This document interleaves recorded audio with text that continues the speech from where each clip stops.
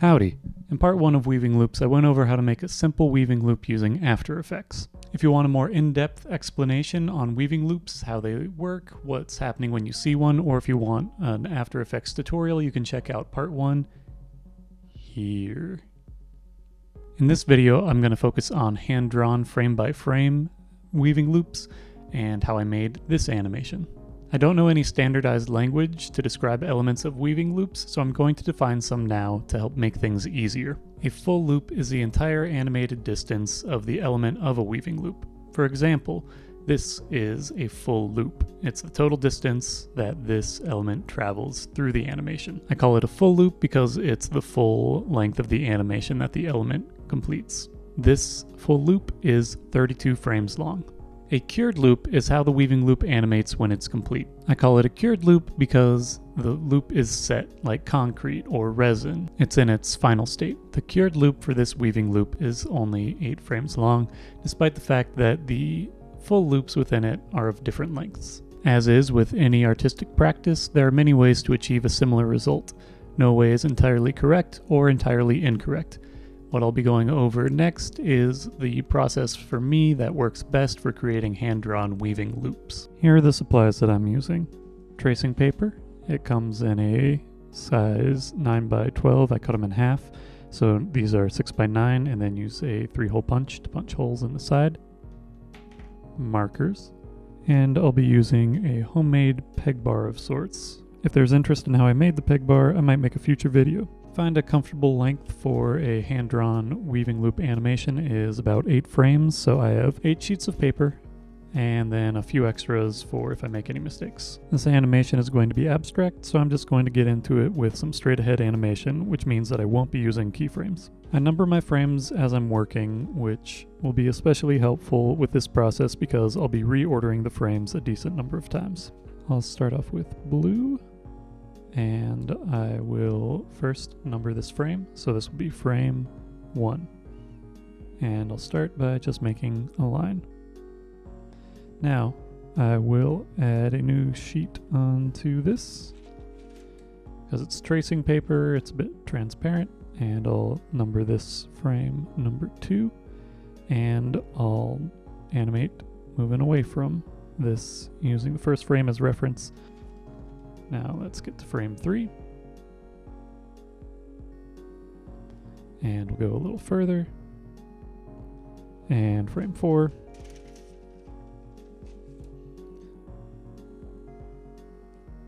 And come in a little bit of a different direction. Frame 5.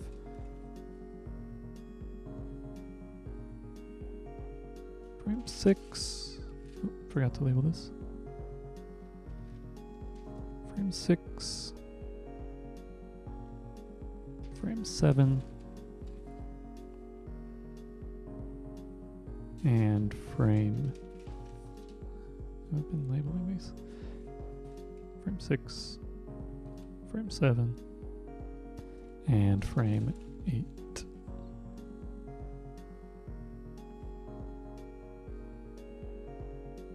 Once frame 8 is drawn, I rearrange my stack of stills. So I need to take everything away and put frames 7 and 8 down at the back, and now I'll start again.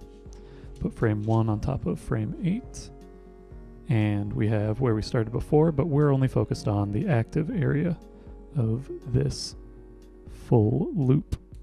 So let's continue going. Frame 2, frame 3, frame 4,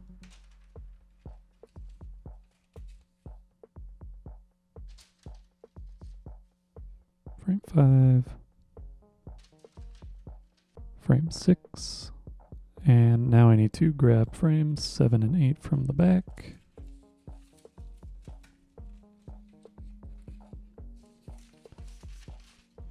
Frame 7 and frame 8. And then I will repeat that process again. There are 24 frames so far in this full loop. Now I'm going to close this full loop. I'll keep the same process to animate frames 1 and 2, have frames 7 and 8 in the back for reference, and then draw frame 1 and frame 2.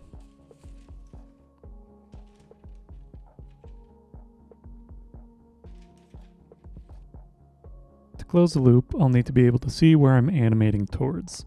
And what I am animating towards is frame 1 right here, the initial part, the start of the full loop. And in order to do that, I will need to keep frame 1 visible throughout the process. So I'm going to move frame 7 and 8 away, just have frame 1 and 2, and when I have frame 3 here, I'm trying to close the gap between this point and this point, where the start of the loop is. So I'm going to need to continue to be able to reference where the loop closes. So drawing frame 3, sort of have a general direction moving back. And now I will get rid of frame 2 so that I don't see that. So it's just frame 3 and frame 1 so I can see what I'm animating between. So I'll bring frame 4 over, then get rid of frame 3, bring over frame 5,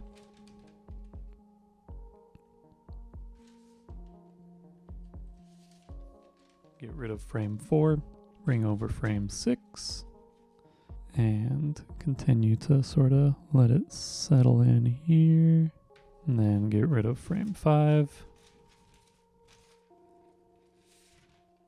bring in frame 7,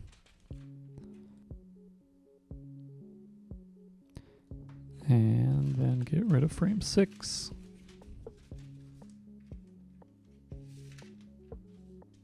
bring frame 8, and now I'm just closing the gap between frame 7 and frame 1 by drawing this line here. Now we have a closed loop, which means that we have an 8-frame cured loop and a 32-frame full loop. And here's what that looks like. This is fine and dandy, but it could be finer and dandier. I'm going to add another color and animate around this full loop with an additional full loop. A few things to know at this stage. It is very easy to end up with overlapping elements, and so that's something to be aware of as you're going through, especially if you're doing something straight ahead like this and you don't have a set plan from the get-go. So sometimes what you're actively working on gets completely blocked out by previously drawn elements, so don't be too precious about those things. It can get confusing where in the animation you are, which is why all of my stills are numbered. You don't have to start a new full loop on frame 1. In fact, I would say you get a better sense of overall movement if you start adding new full loops in the middle of the cured loop. I have a tendency to not time things out perfectly. When I close loops, I either have to speed up or slow down to close it in time, or I'm too close so I have to slow down the motion, and you get a sort of like start and stop that you can see where the loop closes, and you have a seam of sorts. And that is more apparent when your full loops are all speeding up or slowing down together. If you have these start/stop points staggered a little bit, the overall motion looks better. Another thing, your full loops don't have to be the same length. I went through the 8 frames 4 times to make this full loop, so the full loop is 32 frames. But you can add a full loop that is shorter. It can be 8 frames, it could also be longer, it could be 80 frames for a full loop. You just need your full loops to have a length that is a multiple of your cured loops. So in this case, 32 is a multiple of 8, so we're good. I'm going to start this next full loop at frame 4 of the cured loop, so that it doesn't have the same start point as a previous one.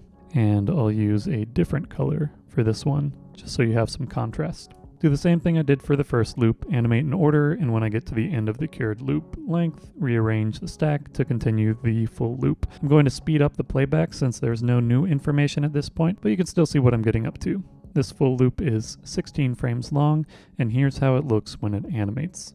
The cured loop is seamless and only 8 frames long. I'll make one more full loop. This one will be 8 frames long, so you can see a contrast of full loop lengths. I'm going to start this full loop on frame 6. Now I'll speed up the playback because, again, no real new info to convey at this stage. Here's the final cured loop. It's 8 frames in length with 3 full loops, one 32 frames, one 16 frames long, and one 8 frames long. These are fun to make, and I never know exactly where they're going. This sort of hand-drawn animated loop is good for filling out a space and not using all that much material, since it's only 8 sheets of paper. It also saves a lot of time on scanning all the stills, which can add up if your animation is like a minute long. If you want to see more of this stuff, like and subscribe. I try to stream Mondays through Thursdays, 3 p.m. Eastern Standard Time here on YouTube. You can watch old streams in the live section of my YouTube channel. If you like the music played throughout this video, you can listen by going to your favorite streaming platform and searching for Trace Loops. That's me. I made the music. If you want to support me on Patreon, you can go to patreon.com/traceloops, where you will find high-res files of artwork that I've created. You'll also find older tutorials and any and all music that I've made. Not all of it's on streaming. All of it's on Patreon. And at the highest tier, you get a monthly piece of artwork from me in the mail. And that's it for today. If you have questions, throw them in the comments. If you don't have questions, cool. Did a good job explaining. Thanks for watching. Adios.